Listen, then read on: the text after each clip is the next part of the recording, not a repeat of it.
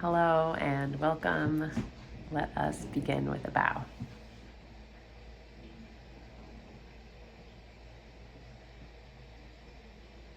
Today we are going to be exploring a little bit about psychoanalytic theory. We could call this some of the foundation, really, of how we began, the roots of our early understandings of therapy. And so this type of theory was developed by Sigmund Freud, and he posits that much of human behavior is influenced by unconscious processes. So he was the one of the foundational people who discovered essentially the unconscious mind. It's a pretty big deal. He really also explored early childhood experiences and how they relate to our behavior, and also our inner conflicts. So key proponents of psychoanalytic theory: Sigmund Freud, as I mentioned, Carl Jung, Melanie Klein, Anna Freud, Freud's daughter, and Jacques Lacan.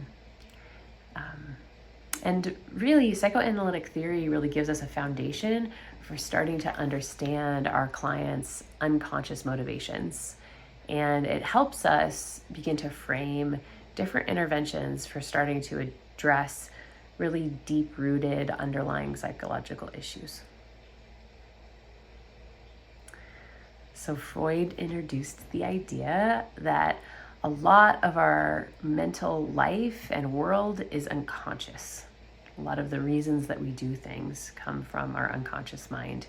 He argued that our thoughts, memories, and our desires really influence our behavior in a very often unconscious way. He often explores dreams in this regard. It says the interpretation of dreams is the royal road to a knowledge of unconscious activities of the mind. I think about this often when I'm working with clients. I'll say something like, okay, that's the reality reason. You are 10 minutes late because you got busy at work. What might be one of the unconscious reasons that you're late to therapy? Or what might be one of the unconscious driving factors that's, making this happen between us? Freud really talked about the mind in terms of three different parts. He talks about the id, and this really has to do with our instinctual, more primal drives. For example, our aggression and our sexuality. So really these instinctual drives and desires. The superego represents this kind of higher or moral consciousness or societal norms that are often placed upon us. And the ego is this rational part of the mind that's really working hard to try to balance the primal instinct drives, or the id, and also the demands of the superego, or the moral consciousness. So the ego is trying to balance these two parts.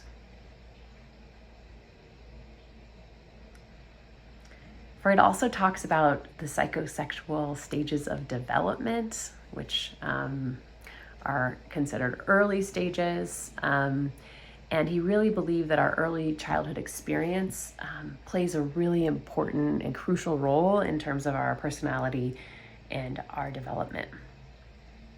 And so the stages are the oral, the anal, the phallic, the latency, and the genital stages.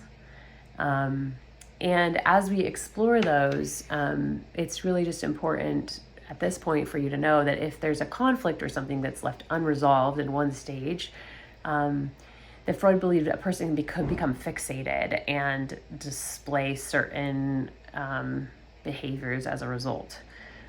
So for example, the anal stage of development, this is often a stage I'm thinking about right now. My 2-year-old is learning about going potty, and she's really in this anal stage of kind of wanting to control the world by going to the bathroom or not going to the bathroom, by withholding and being more constipated, or by producing, going to the potty, on the potty, and kind of noticing what happens in that regard. And so people who often get stuck in the anal phase of development, this word anal retentive, they can be considered withholding or containing, not wanting to give, wanting to withhold.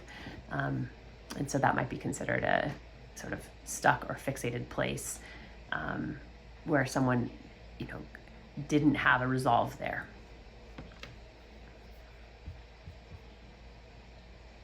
He also really talks a lot about our defense mechanisms. This is so funny because this came up in a process group I was leading just last night. Someone was talking about how defensive their family is. And so we often think of Freud, who actually really talked about the defenses.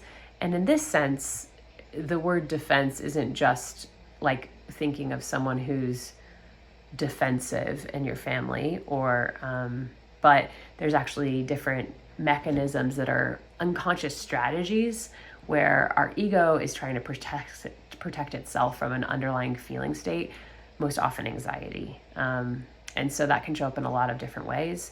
Our typical, defensiveness could be considered part of it, but really this has to do with repression. So kind of burying things in the unconscious, repressing them. It also can be denial, which when I think of defensiveness from people that I know, can often be denial. They're wanting to deny a feeling or protect it. Also can be projection. When we don't want to feel something, we often will displace it and assume someone else is feeling that. You can often see this in a couple where one partner is like, are you angry? Are you sure you're not angry? Are you sure? Or are you okay? Are you sure you're not okay? And the partner's like, I'm fine. Why are you asking me? Because the initial partner is actually feeling not okay or feeling angry, and they might be displacing or projecting their feeling onto another. Someone told me once when I was a student at Naropa that the best way to see the way that projections work is to notice the way in which you feel towards your dog. Like, oh, don't you look sad today? Or, oh, you're looking really energetic. Or Fido looks happy. But often those feelings about our dogs could be projection, the feelings we may be displacing or wanting to ignore or deny within ourselves. Sublimation, where we're really sort of, putting our desires into something else, sublimating them, or displacement, displacing our desires, maybe we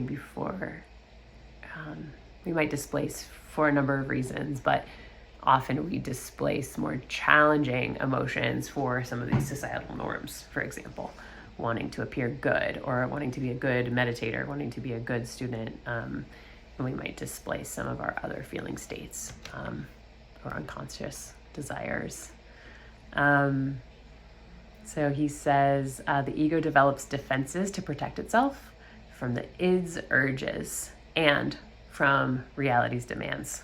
So again, it's like the ego is balancing between these primal and instinctual drives and the societally placed drives. And so it creates defenses in order to protect itself from these combatant urges, we could say.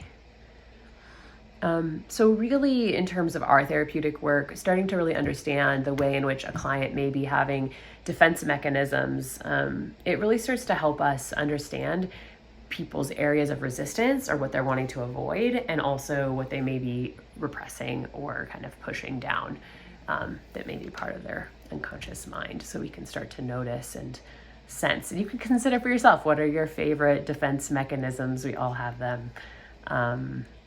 In what ways do you attempt to avoid your truth or your reality? So that's all for now. This is very quick. I'll say about Freud. I'll say a few words about Jung. So Carl Jung, he really talks about the collective unconscious. which is really a process of, we could say, individuation. So he started to expand on Freud's idea of the unconscious mind and really starts to talk about these collective ways in which we all are sharing in unconscious material. And so it's really, he starts to refer to the part of the mind that's actually shared by all humans. He says the collective unconscious is common to all, and it's the foundation of what the ancients call the symphony of all things. The symphony of all things. And so he did a lot of work based on archetypes. And it's important to note, actually, that Jung was a student of Freud, and he broke away based on a very epic dream that he had had. And he was telling Freud about the dream, and he talked about the top floor of this house. He dreamed of a house, and the top floor, everything was decorated, and this beautiful, regal,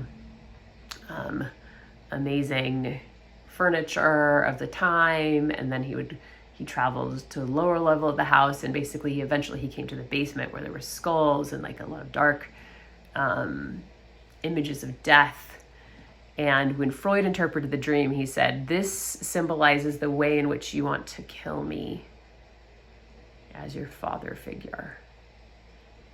And Jung said, "No, this is not about that, actually." And he really kind of rejected Freud. In some way, I guess, killing him off as a father in that moment, perhaps one might argue. But he said, "This is actually about the unconscious mind.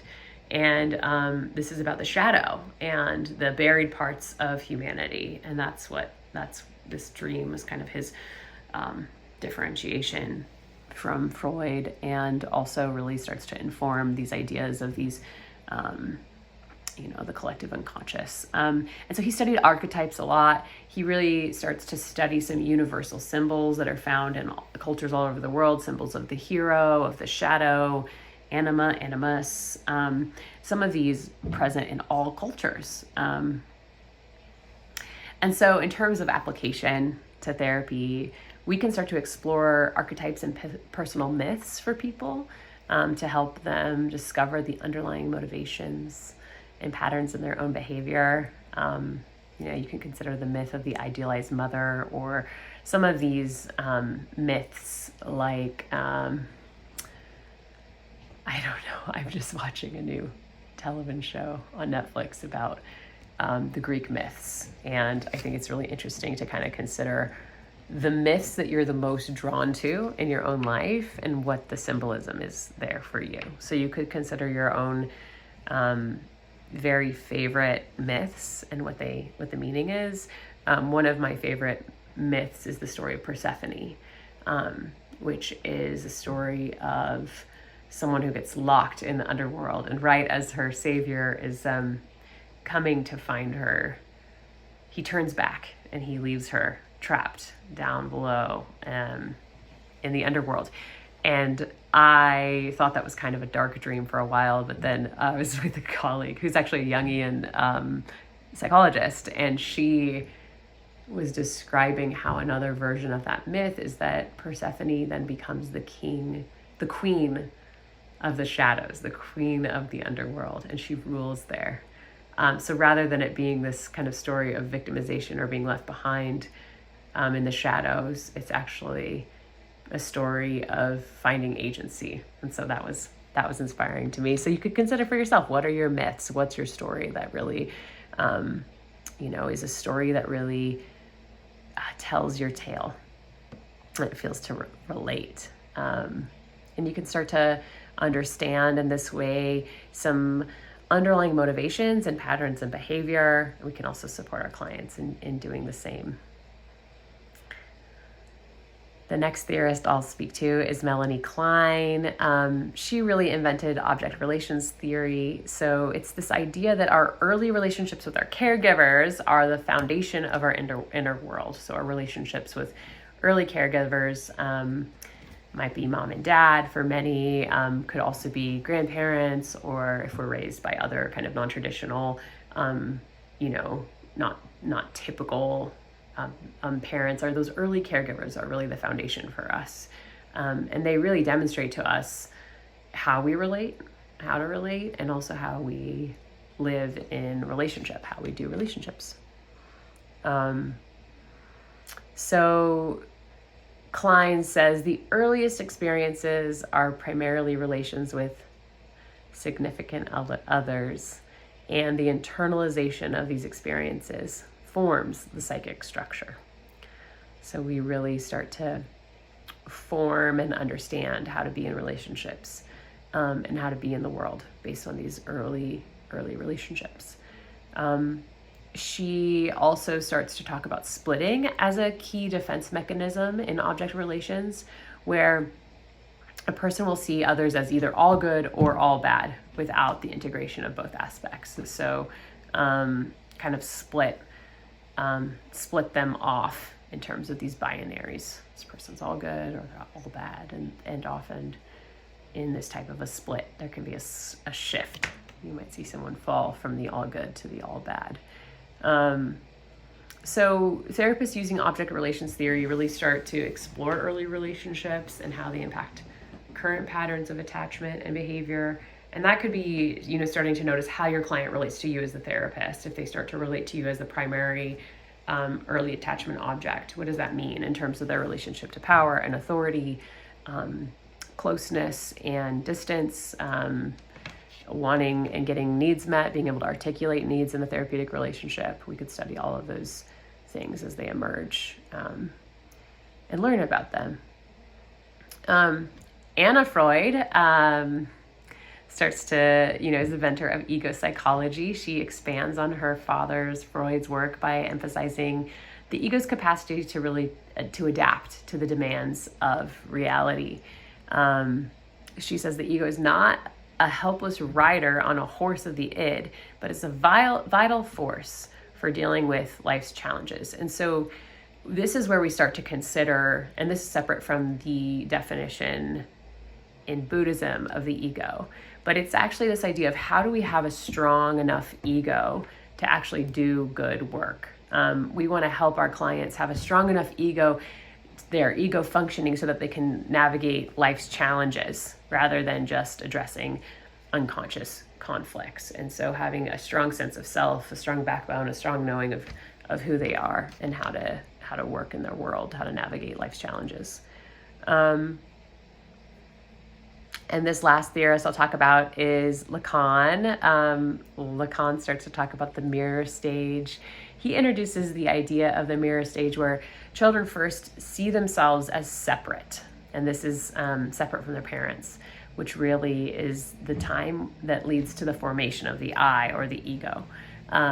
He says that the mirror stage is a drama whose internal pressure pushes precipitously from insufficiency to anticipation. And this really starts to form the matrix of symbolic order. So Lacan really starts to talk about the real and the imaginary and the symbolic, which is how he starts to explain how we experience reality. And when we think about therapy, Lacan really is often studying how language shapes our experience of reality and our unconscious mind. So how the words we use and the way that we choose to relate to them really conveys about our unconscious. And also, in Lacanian analysis, really this idea of the symbol, the symbolic, and working with desire, our unconscious desires, and how they allow us to lead a fulfilling life, or how the sense of lack can, create more desire and propel us in one direction or another. So in terms of how all this applies to our therapy, as we consider the unconscious mind, this is really like techniques like free association and being able to speak freely and spontaneously in therapy and the value of that. Also dream interpretations, studying our unconscious through our dreams and the magic and the mystery of our dreams. We start to study transference, and we can start to, as therapists, help our clients really uncover their unconscious conflicts internally, what is difficult for them. this theory really helps our clients start to work with their resistance and their resistance to change, their resistance to therapy, which is often manifested in our defense mechanisms. So starting to really study the ways in which we're even defended against our own healing, we could say, or defended against change might be another way of saying it. We also can start to explore transference and countertransference. And so transference and countertransference really help us study the relationship between the therapist and the client and the thoughts and feelings that may be coming up. Transference is really the patient's projection of their past relationships onto us as the therapist. So all their ideas about their mom, you're being so cold, just like my mother. I was told that once in a group. You're so cold. You're such a cold group leader. It's like, is that me or is that your mom talking? That's transference. And then our countertransference is really our feelings and emotional reactions to the client themselves. And so if we're feeling bored, or we're feeling irritated, or we're feeling lost, confused, can often be about our own emotions, our own reactions. We could study them. We could study them as both as like our own countertransference of what we're bringing from our own history, but we could also study those feelings as induced feelings in which the client may be inducing in us. Or perhaps another way of saying that is we might start to feel the way that other people in the client's life feel about them. So if you're starting to feel irritated in a session, it might not be about your past. It might be that other people also feel irritated around this person. So it's just good information to know that how they're showing up and how other people might be relating to them in their world. We'll have a lot more conversations in a future lecture about countertransference and transference. So in contemporary psychoanalysis, things change a little bit. There's some modern adaptations. Today, psychoanalysis has really evolved to include relational psychoanalysis. And so this is really starting to study, more integrative approaches that really help us understand psychoanalysis through the actual relationship. It's modern psychoanalysis is less about rigid interpretation, and it's more about beginning to understand the therapeutic relationship as actually a co-constructed space for healing relationally. So key takeaways, our unconscious mind really profoundly impacts our behavior, and our early childhood experiences and relationships are very crucial in shaping how we show up and shaping our personality and shaping our relationships moving forward. They really provide a foundation for that, those early childhood experiences. And psychoanalytic therapy really provides tools for understanding deep psychological conflicts, our defense mechanisms, and therapeutic relationship. So a lot of people have a lot of critique related to Freud and his contributions. And so you can kind of consider how you are interpreting this based on this lecture. In my personal view, Freud's contributions are very seminal, and they really have, they have profoundly influenced every form of therapy that has come after him. So important to know our history and some of these very major contributions, really understanding that we have unconscious motivations and drives, and that our life is influenced by our early childhood experiences, some of these things. So thinking for yourself, where do you fit? Where do you fall? What do you feel the critiques are? What do you think the strengths are of this theory? And just wanting to thank you for being here today. I'm going to close this lecture with a bow, taking a moment